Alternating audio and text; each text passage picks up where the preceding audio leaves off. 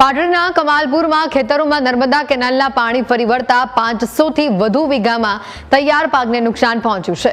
ખેડૂતોના તૈયાર પાકને અંદાજે 2 કરોડનું નુકસાન પહોંચતા ખેડૂતો પાયમાલ બન્યા છે। આ મામલે ખેડૂતોએ પાટડી મામલતદાર અને ધારાસભ્યને રજૂઆત કરી છે। રણકાંઠાના ખેડૂતો માટે આશીર્વાદ સમા નર્મદા કેનાલ પાટડી તાલુકાના કમાલપુર ગામના ખેડૂતો માટે આફત બની છે।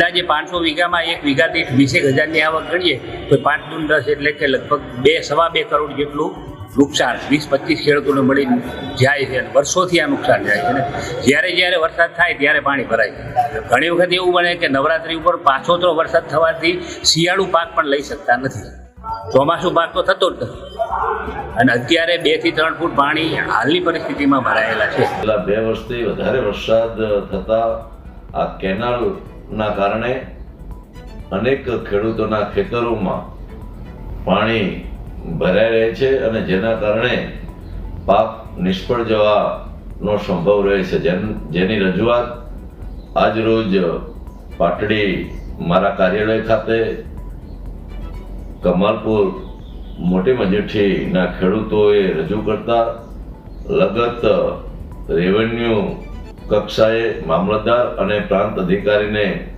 આ અંગે સ્થળ નિરીક્ષણ કરી અને ખેડૂતોનો જે આ વિવાદિત પ્રશ્ન છે એનું નિરાકરણ કરવા માટેનું કાર્યવાહી કરવા માટે સૂચના આપી છે।